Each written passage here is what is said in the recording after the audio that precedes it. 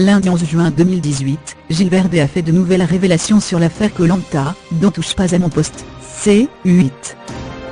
Pour rappel, la 19e édition a été annulée, alors que le tournage venait de commencer, car Candy Bronard a accusé son coéquipier Eddie Guiot, 34 ans, d'agression sexuelle.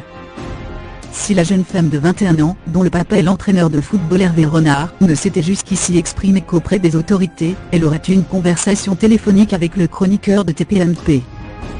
À lire aussi Claude François, sa fille cachée Julie sort du silence, 40 ans après sa mort. Plus belle la vie, Jérôme Bertin malade. Il sort du silence. Julie Fuchs enceinte, virée d'un opéra, elle sort du silence et tacle. Des déclarations qui ont été rapportées par Gilbert D hier soir. Ainsi a-t-on appris qu'elle souhaitait absolument une confrontation avec son présumé agresseur. Contrairement à ce qui a été dit, elle n'a jamais refusé lorsqu'elle a été entendue dans les locaux du SDPJ de Seine-Saint-Denis, note de la rédaction, elle dément formellement. Elle a toujours espéré une confrontation. Maintenant, c'est au juge de dire quand aura lieu cette confrontation. Le chroniqueur a ensuite expliqué qu'elle avait fait 3 dépositions, une quand elle a atterri à Paris, une 2 jours après son arrivée dans les locaux du SDPJ et une à Nancy, la ville où Eddie Guiot est domicilié.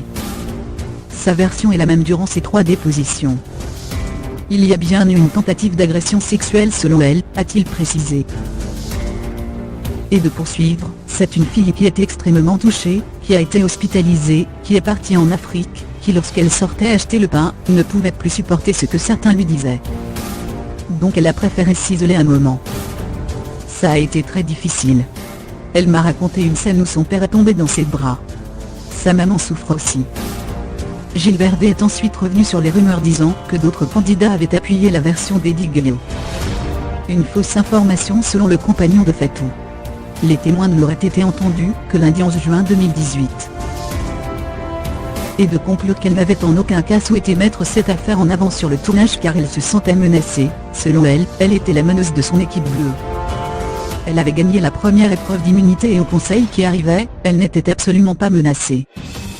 Elle maintient sa version des faits et demande à ce que justice soit faite. Pour rappel, Eddie Guiot s'était déjà exprimé auprès de nos confrères de Closet. Il avait fermement nié les faits, et n'avait pas hésité à s'en prendre à la production. Quand j'étais seul à l'hôtel, j'ai sérieusement songé à me suicider.